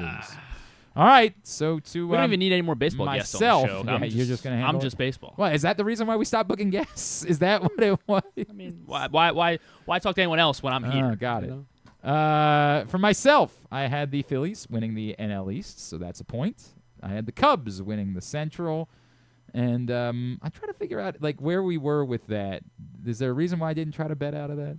I had the Dodgers. The Cubs were this was before the Brewers went on their massive run. I think they were still neck and neck. I had the Dodgers winning the West, so a 2nd point there. My wild cards were, because I originally had the Phillies as a wild card because I picked the Braves before the season. I had the Phillies, the Padres, and the Diamondbacks as my wild card. So I do get 1 point out of that. And then I had the Dodgers winning the NL pennant, so there's a 4th point there. I bet out of Roki Sasaki and into Jacob Mizorowski as my NL Rookie of the Year. Miz. Felt really good about that. That's what it is. I did also bet out of Corbin Burns and into Paul Skeens as my Cy Young winner, so I get that. And I had Shohei Ohtani as my MVP, so up to 6 points. I had the New York Yankees winning the AL East. I mean, technically, they did finish in a tie. For what it's worth. No, they didn't. No, they did. Well, they did finish in a tie. That was a clear winner of the American League East. Technically. I did have the Guardians winning the Central. Wow. And I had the... that was definitely probably hairy. That definitely looked hairy at the time. It did. I had the Astros winning the West, so 1 more point there from the division winners. I had my wild cards as the Red Sox, Rangers, and Orioles. Did pretty good there. Yeah, the thing about that is Red Sox, got right? 1. Right, Got the Red 1. Sox, yeah. 8 8 is where I'm at now. Okay. I had the Houston Astros winning the American League. I had Christian Campbell as my AL Rookie of the Year. $10 is what it cost me to bet out of Max Fried and into Tarek Skubal as my AL Cy Young winner. I had Bobby Witt as my AL MVP. I did have the Dodgers over the Astros, so I come up a little bit short of Griffin, but a nice 10 points. 10 points there. So now on to Stan the Fan Charles. Stan the Fan. His NL East winner, the Philadelphia Phillies. Starts with a solid point. His NL Central winner before the season. This was not a bet. Before the season, he had the Milwaukee Brewers winning the NL Central. He did. So far, I'm 2 for 2. So far, you're 2 for 2. This one might sting a little bit. Pick the Dodgers before the year, bet out of them, and the San Diego Padres ended up being your pick to win the NL West. That one stings. El Stupido. Stings. The wild cards. Not good. No. You bet out of the Dodgers to win the West. You should have been betting out of your wild cards. The Braves, the Diamondbacks, and the Mets. They were all very choices. disappointing teams. They were very disappointing teams. But you did have the Dodgers winning the NL. Yep. So you do get a point for that, your third point. Your NL Rookie of the Year was Dylan Cruz. Your NL Cy Young winner, however, was Paul Skeens. Good job, And Stan. your NL MVP was Shohei Ohtani. So you're up to 5 points. You're well on your way, trying to catch Coming up for Glenn. to me. AL East winner, the Boston Red Sox. Ugh. No. AL Central winner, originally the Kansas City Royals, who smartly bet out of that Well done. into the Detroit Tigers. Oh, no. $3. That's what it is. The AL West, you had the Houston Astros as your winner. I want to remind folks, though, didn't the Tigers come back and beat the Indians? They did. Unfortunately, that does Don't not. I get something? No, for you do that? not. Yeah. You get nothing, and you like You it. get nothing. Your wild cards were the Guardians. Mhm. Which, again, if the Tigers had won, would have made a lot of sense. Unfortunately, not the case. The Rangers, and you smartly bet out of the Baltimore Orioles. You did use these $3 quite wisely, and you bet into the Seattle Mariners. So you do get a point there. That's No, because- oh, Do I right. get The a Mariners point? won. Do Never I- mind. Sorry, he Yeah, doesn't get the point. yeah, The he Mariners does not won get the the West. point. You You smartly get bet no out of the point. Orioles. nothing Yeah, you for get the- nothing, Put and you like it. incorrectly That's a into great point. Sorry. Yep, the Mariners won the West. Just shut up. Yeah. I don't know if it would have mattered. Your AL winner was the Boston Red Sox. Yeah. Your Rookie of the Year was Cam Smith. Your Cy Young was Logan Gilbert. Your MVP before the season was Bobby Witt. You did smartly bet out of that, and unfortunately into Cal Raleigh as your Who probably MVP should have been. choice. I don't know. And making matters worse, your original World Series winner was The Dodgers. the Los Angeles Dodgers. You bet out of that Took San Diego. and into the Padres. And so after those 5 points in the National League, you finished with 5 points. And so Stan, unfortunately, Stan's a National League guy. yeah, I got bad news. Yeah, very bad news. So we're going to Rocco's, right? Ooh. Going across the street to the Can't new wait to try spot. it. And when we Do go, we have trade? when we do we go, have trade? when we go, Do we have trade there? I have no idea. If we have Yeah, the trade there or is not. you give them Yeah, money in, correct. and we eat food. Yeah, it's a great trade for us. Couldn't Go be a better. sometime in December. That's unfortunately, Stan, it doesn't end up working out your way. I'll pay you to go. That's what you're gonna. We want to break I bread know, together. No, Just drink a water. We or want to something. share. You just want a free We meal. want to share a meal with wanna you, just Stan. gloat? No, You just we wanna wanna- gloat and have We want a free nice meal. show meal I after. want Forrester in this event next year. You think it gives you a better chance if you've Yeah. got a full. I That is a just good like idea. maybe I could get a tie out of it. I think you both have to pay. I Yeah. think that's the way that it works. All right, we'll come back in. We'll get a tidbit and we'll get to it or wind things down. And if you missed it last night, Torrey Smith joined me on WBAL. We're going to hear that to wrap up today's show. It is a Friday edition of Glenn Clark Radio. Get ready to hit the ultimate holiday jackpot at Live Casino during the live-action $1 million giveaway. Every Friday through December 26th, we'll draw 25 lucky cash winners. But only one winner each Friday will advance to the final rounds on December 26th, where you could win $1 million in just 3 spins. Come make your million, only at Live Casino. At Erndale Mills, must be 21. Please play responsibly. For help, visit mdgamblinghelp.org or call 1-800-GAMBLER. Feeling sluggish, unfocused, or not like yourself? It could be low testosterone. At Game Day Men's Health, we specialize in testosterone replacement therapy to help men boost energy, improve mood, and regain confidence. Our treatments, including testosterone cypionate, are safe, natural, and tailored to fit your lifestyle with weekly injections or pellet therapy. Get started today with a free testosterone test and feel the difference. GameDayMen'sHealth.com. Game Day Men's Health, where men reclaim their game. The weather's getting cooler, so when you and your family are picking out a place to dine, be it lunch or dinner, let's make it nice and easy. Now, with 2 great locations, the Costas Inn remains your #1 destination. Whether you want to get steamed crabs and the full Costas menu out at the original location at 4100 North Point Boulevard, or sample the complete menu minus the steamed crabs at the new location above the grandstand at the Timonium Racetrack, Costas is your place to go. Check out the website, CostasInn.com, for a look at the menu, and if you want to plan that crab feast, call 410-477-1975. The Costas Inn. Gambling can be a fun and entertaining experience, but there are risks involved.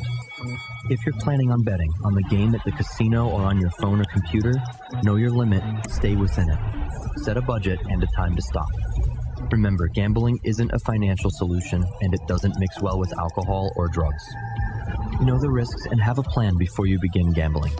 For free and confidential services, call 1-800-GAMBLER 24/7 or go to helpmygamblingproblem.org.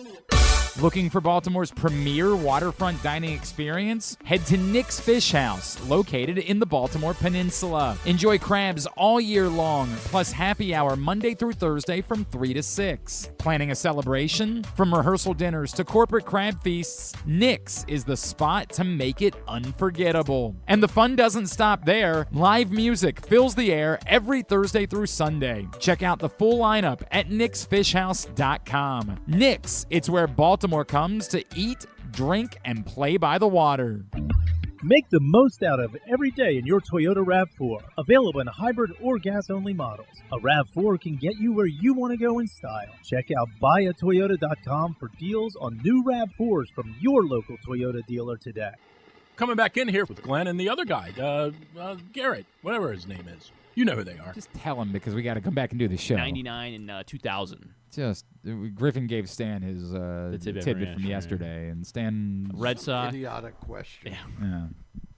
Yeah. American League Cy Young winner was a Red Sox in 99 and 2000.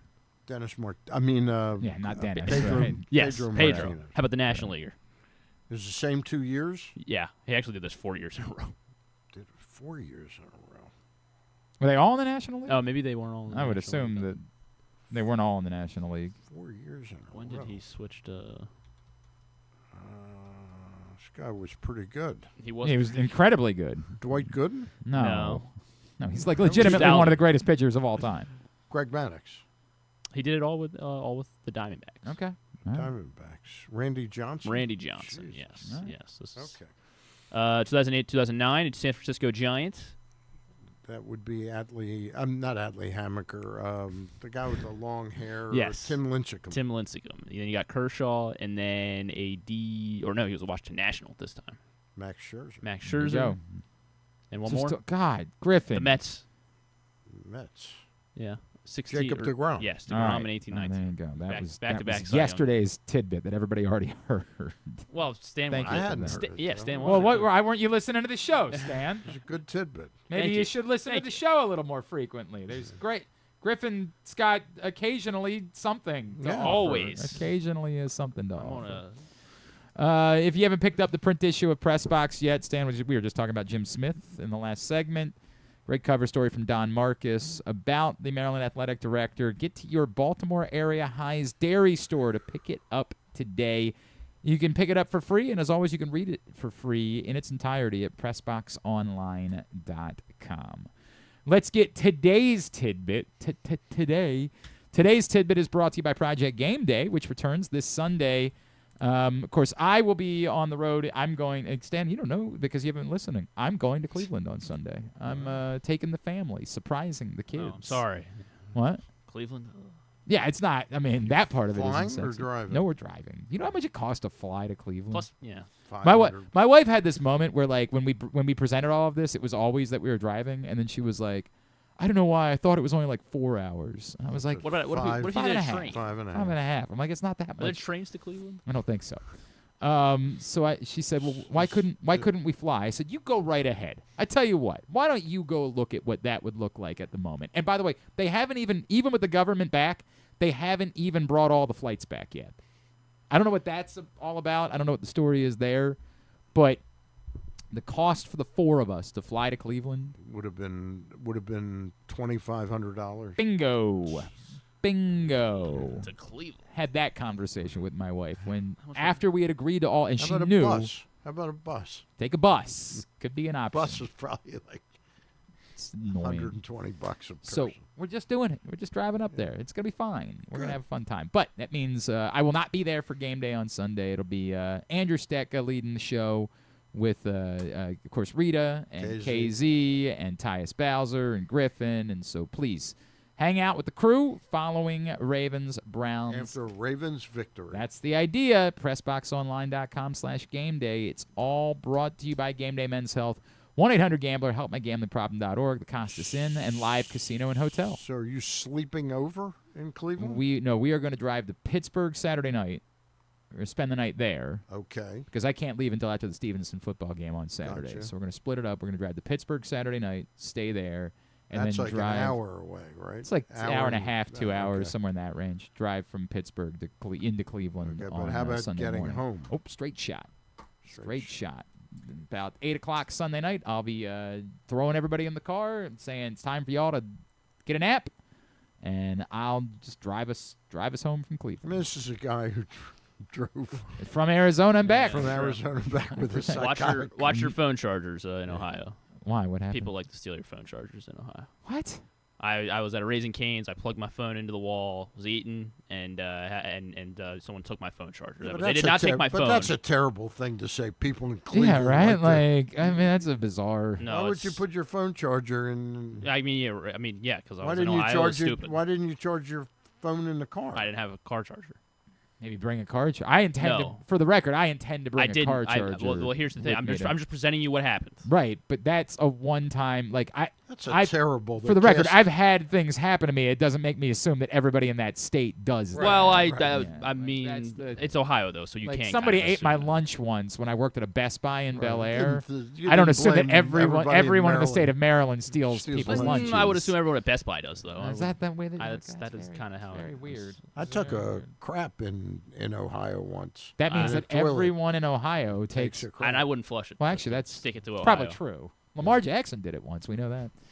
All right, what do you got? Tidbit actually comes courtesy of, from Andrew Stecca by way of Bill Plunkett. Okay. Bill Plunkett points out that there have only been 2 players now with Shohei Ohtani to doing this the last season and this season to win MVP and win a World Series in back-to-back seasons. So Ohtani was MVP and won a World Series. MVP this year, won a World Series. One other player has done this. Huh. Roger Maris. Not Roger Maris. Was he a Yankee? He was not a Yankee. MVP. Ted Williams. Not Ted Williams. I don't know if you remember, the Red Sox didn't win a lot of World Series.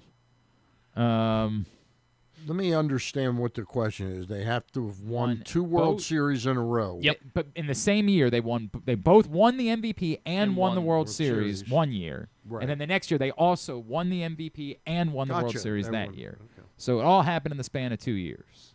Okay. The problem is thinking of teams that have won back-to-back World Series, because it wasn't the Blue Jays. They didn't have the MVPs that year.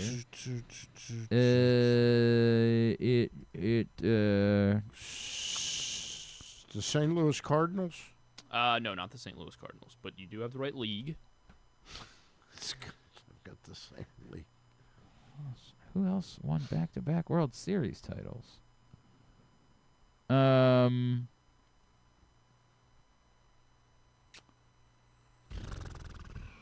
Had to win MVP and the World Series in back-to-back years in the National League. I'm just struggling to think of other back-to-back World Series winners because the Giants didn't win back-to-back when they were winning all their World Series. It's got to be a Cincinnati Red. That is correct. And it's got to be Perez? Johnny Bench. Not Perez, not Bench. Pete Rose? George Foster? No. Not Pete Rose either. Tony Perez? No. Oh, you said Tony. I did say Tony Perez. Is it that ilk of Cincinnati Red? Yeah. It was 75 and 76. Joe Morgan. Joe Morgan. Yes. Okay. Joe Morgan with the Reds in 75 and 76. So that is the company that Ohtani joins. Another one from Brian Powell, real quick. Do you know who is the only other player to have won MVP in both leagues?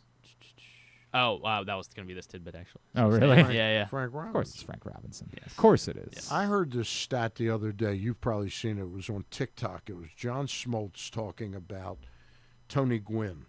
Okay. That he, Smoltz, Glavine, Maddox, Pedro Martinez had 12,000 strikeouts in their careers combined. And none they of them. faced Tony Gwynn 330 times. 3 strikeouts. Wow. That's pretty great. That's a pretty great number. The Ravens always put these out the week of the game, so I'll give a couple of them to you. Lamar made his 100th career start last week. He has the most points. Like the Ravens have the most points in those 100 starts of any team all time.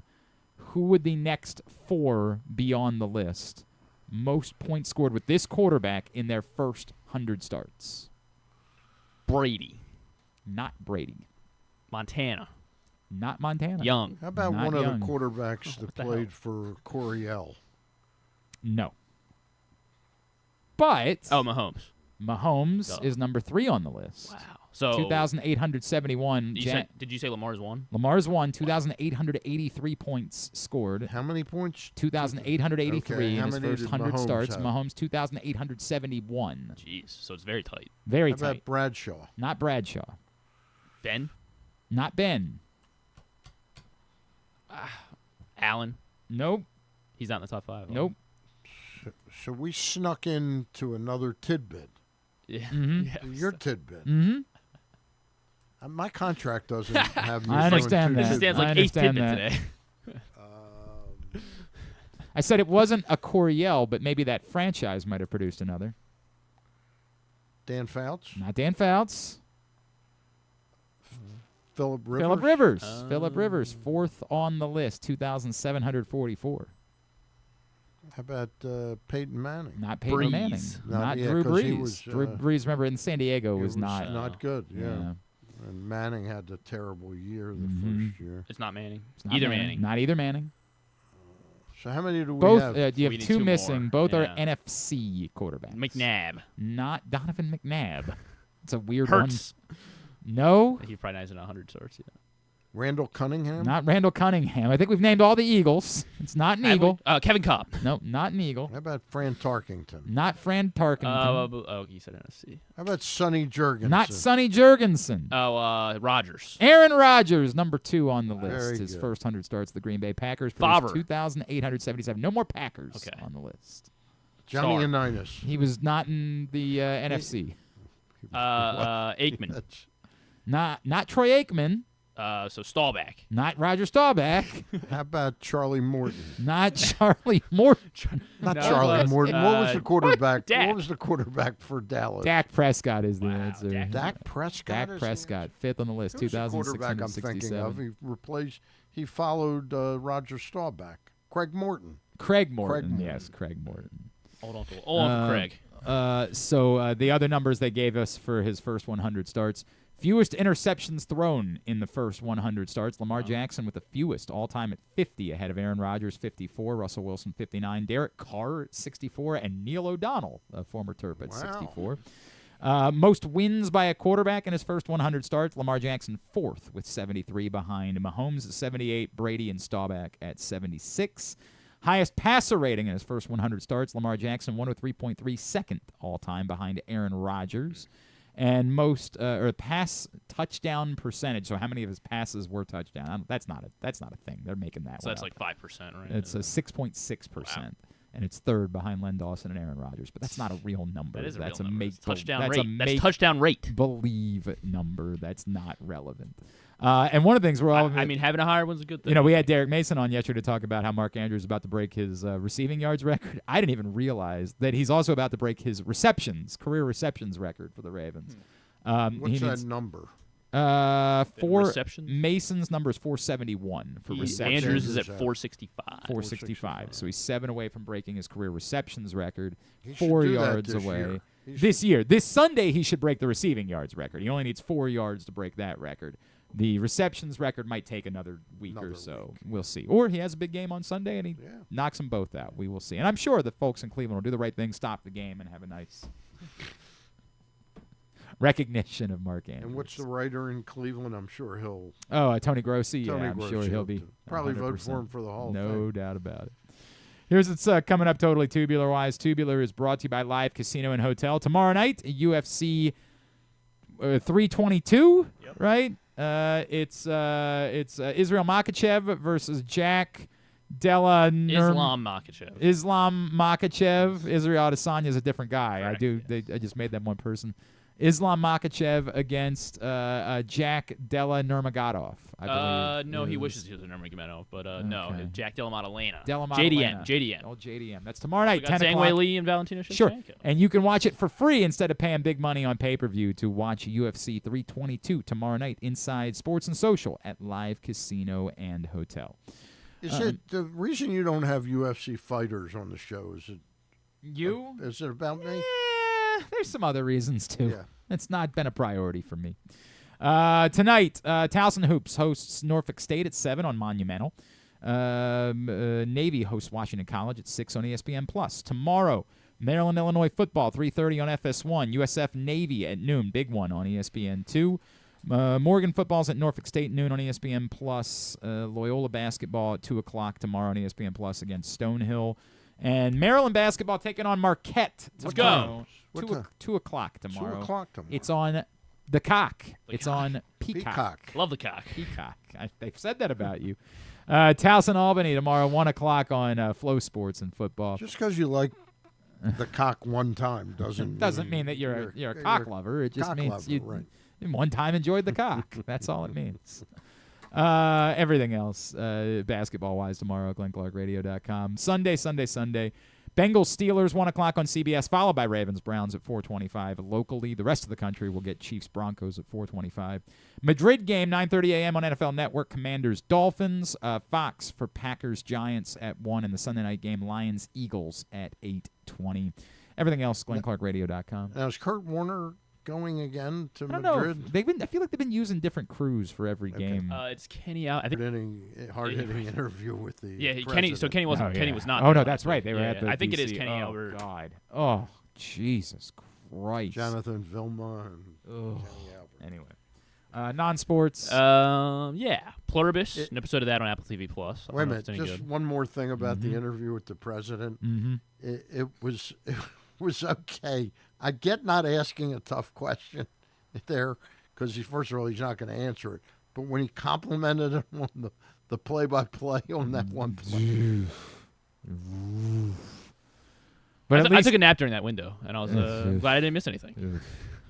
Anyway, there's a John and Yoko Ono, John Lennon Yoko Ono documentary on I'm good on HBO tonight at 9. During the Peter Jackson 1-to-1. the Peter Jackson Beatles thing from a couple years ago, when they would just cut to like Yoko Ono screaming in the studio, you'd be like, oh god.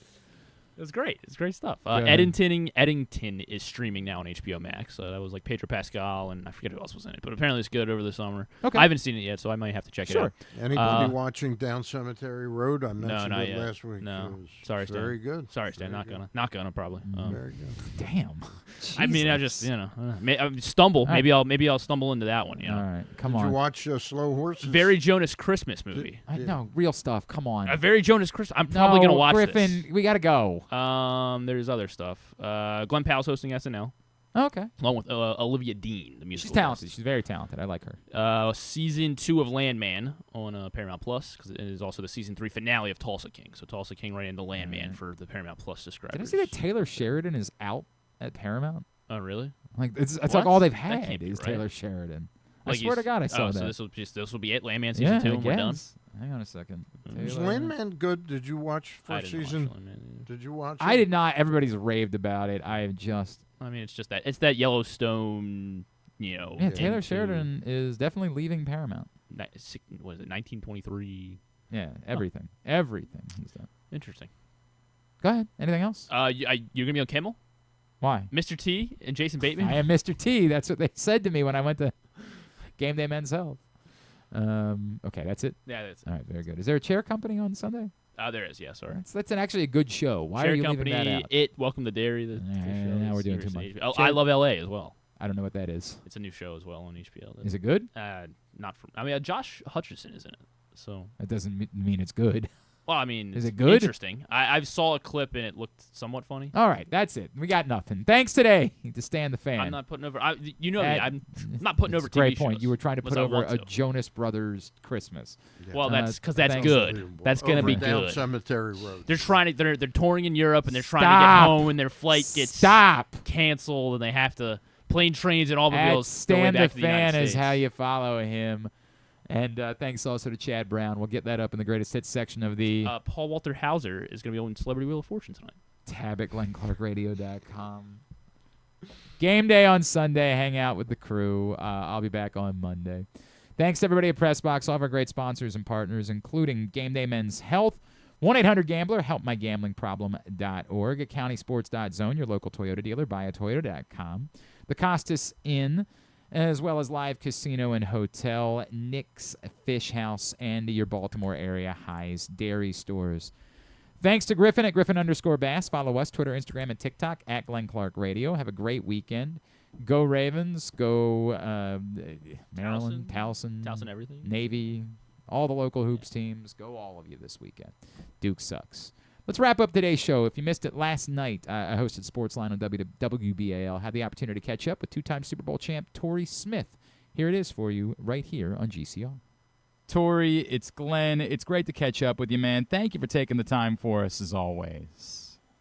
I appreciate you having me. How you doing? I'm great, man. It's great to hear your voice. I know we're going to talk some Ravens, but I just saw something that you're doing, and this is really cool. And I know you're going to try to maybe help one of our listeners here on Sportsline win this, but you are hosting a sweepstakes for the Thanksgiving night game to benefit Level 82. Can you tell everybody what it is that you're up to? Yes, we're giving away through the sweepstakes 4 tickets to attend a Thanksgiving game, 4 pregame passes to be on the sidelines for warm-ups, and we will also be giving away 4 tickets to the Tailgate hosted by Jimmy's Favorite Seafood, the biggest tailgate in the country. And for us, all the funds go to Level 82. Now, we're always doing something, whether it's our sports programming, the Baltimore Ravens Boys and the Girls Club is open here, so we'll get back to that, offering tutoring, and just all the mentoring and stuff that we're doing in the community is all possible because of the community and their support. So there's a million ways to try to raise money. We're big on trying to raise money that creates in ways that create experiences that people can benefit as well. So you got to go to the link in my bio on my social media pages, and you can use the promo code WBAL. It'll give you 25% more points, which is greater your odds towards winning. And for us, all proceeds go to our nonprofit. All right, so there's a link in your bio, and people can click that, and I will actually try to share it out on my Twitter account as well. And you're saying when you check out, you use this code WBAL, it improves your odds of winning. I always try to chip in whenever you're doing anything because I love what you're doing, but this is amazing. Like, this is an incredible prize to win, to be able to spend Thursday night, Thanksgiving night, and on the sidelines too. Holy smokes, dude, this is amazing. Yeah, it's one of those things where, again, might be a little perks in terms of the Ravens being family there, but yeah, I know what it's like pregame, having the opportunity to watch your favorite players warm up. I remember being a player, walking up to fans on the sideline, speaking to them. So there's some great memories will be made by whoever wins it, and if you're one of those folks that support the sweepstakes, you can be one of them.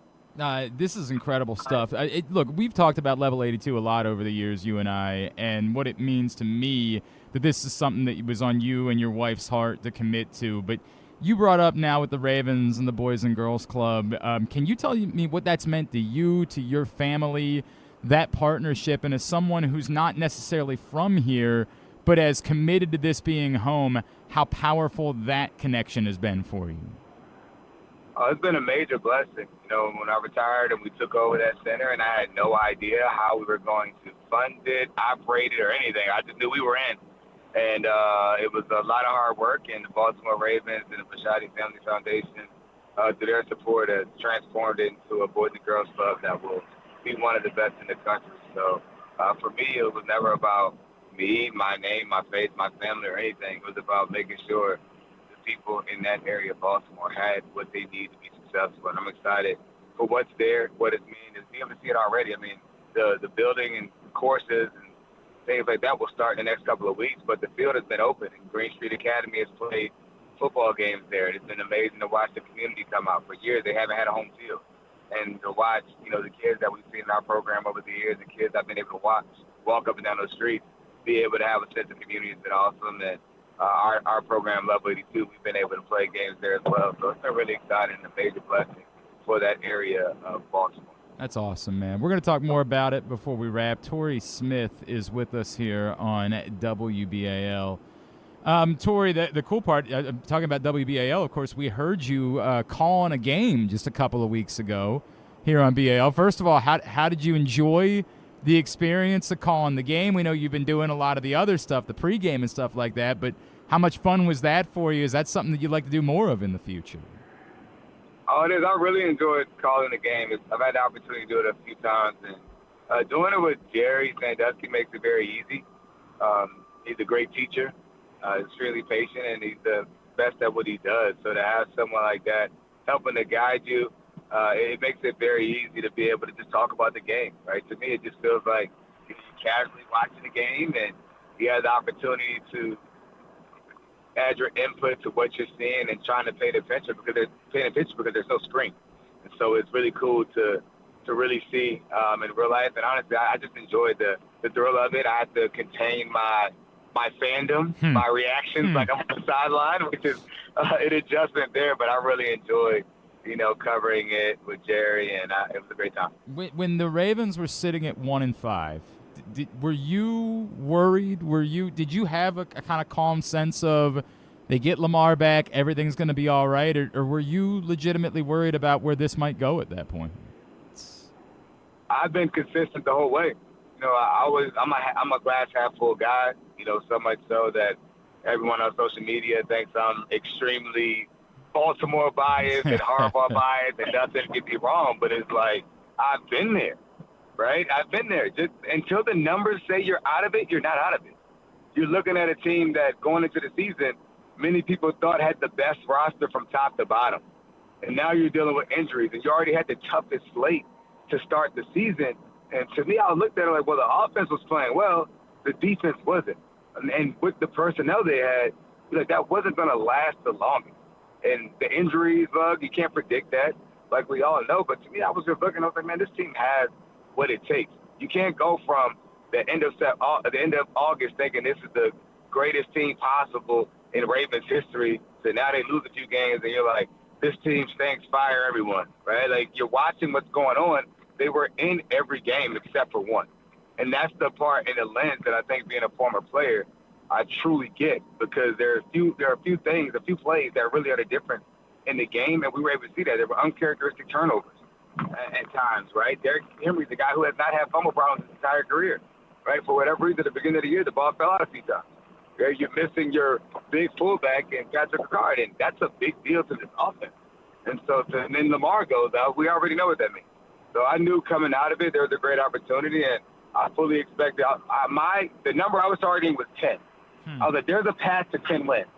That's either going to win you the division or it's going to get you into the wild card. And I was like, it should be enough. 10 should be enough to make the playoffs. So it doesn't guarantee you win a division? Absolutely not. However, a lot of things are still in front of them with the divisional games they have, and I do believe there's a great opportunity for them to still clinch the division. I wonder if there's still a chance for them to be even better than that at this point. Torrey, I wonder what you make of how the defense has turned, because for as much as we made of what was going on while Lamar was sidelined, I think that was the really alarming part to start the season. as you've watched, what has jumped out to you most? And do you believe that this is legit, that what we've seen the last couple of weeks is really what we can expect from this defense moving forward? Yeah, I believe that's who they are. But I think they could be a little bit better still with individuals winning their pass rush opportunity. But overall, this is a defense that has played very well, and I think you have to give the coaches their credit.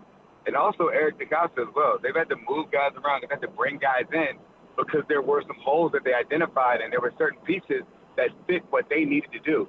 If this doesn't show you how important it is playing team ball, I don't know what is, right? Obviously, they lose a lot of guys because of IR and injuries, but when you go and you look how guys have been able to just plug and play, and it makes a huge difference, I mean, you can see it. I remember the game we called was the Chiefs game, and I'm watching the Chiefs game, and I'm like, this defense is bending, but they're not breaking. I'm like, and this is better than what it was. But then obviously the floodgates kind of opened up as the game went on. But when you actually watch the football element of it, you're looking at a defense that wasn't playing that bad. The score just didn't reflect it. And then after that, things got a little bit easier for them. You could watch it. They didn't play too bad versus the Rams as well. In that first half, they held up. So you could see them getting a little bit better. And you got to give credit to the coaches for figuring out how to adapt to those injuries and figure out a way to get it done. Chatting with Ravens legend Torrey Smith here on WBAL. Torrey, you obviously played with some of the icons of our city's football history, but what Kyle Hamilton has done, and you referenced changes, obviously, since bringing in Alohi Gilman, the Ravens moved Kyle Hamilton up. He's playing more in the box, and the defense has looked otherworldly. Do we need to start looking at Kyle Hamilton as like truly being one of the great defensive players of this generation, considering the impact that he has had? Oh, man, you're going for the home run here. I do believe that Kyle Hamilton, his talent and what he's able to do, he is kind of a unicorn in a sense, right? Yeah. Like, he's a player that's all over the field. The other guy that I can recall being that versatile and what he could do and how physical he played the game was a guy that had a bunch of long hair hanging out of his helmet, and he wore yellow and black. Yeah, we didn't like that guy. Yeah. Flying around in Pittsburgh and Troy Polamalu, and that's the type of impact that Kyle Hamilton can have on a game. For some reason, the ball always finds him. He's extremely physical. His size creates matchup issues, and he has the ability to cover guys man-to-man due to his arms, his arm length, and his ability to move. So, I mean, he's a steal. It's very clear that he's, you know, I say this all the time. You can make an argument that Kyle Hamilton is a top 5 player in the league, regardless of position, based on what he does. Now, I know their positions and stats kind of show you, like, oh, man, like, this guy's impacting the game in this way. But when you talk about pure football players and what they're able to do, Kyle Hamilton is one of the best in the game. And it's a clear difference when he's not stuck on the defense, you know, being able to impact the game on the back, which is possible. But what this team needs is someone that can be a Swiss Army knife and create issues in the run game, in the pass game as a rusher. And there's no secret as to why the defense has improved the closer he's been able to get to the ball. Hey, Torrey, I wanted to bring up something else away from the Ravens, which is I saw you speak about the cancellation of the IMG St. Francis game, and I had the chance to be around Coach Masai in the program for a little while, calling games for them on TV. Can you speak to how, like, gut-wrenching this is and how infuriating this is when it was shaping up that we were going to have, like, a legitimate national championship game? Yeah, it's tough, you know, when you understand what St. Francis has to deal with on a daily basis. Talking about St. Francis right over there in East Baltimore has the number 1 football team in the country, yet they do not have a practice field. Mm-hmm. I've had the opportunity to help out over there with Coach Masai and see what these coaches have to do on a daily basis to make it work. It's phenomenal. It goes to show their commitment, but it's also something that's like, man, they shouldn't have to do this.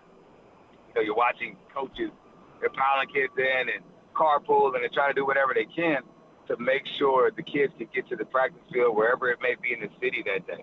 So to see that they're able to overcome these things, and by the way, Kyle Hamilton helped to support their weight room there.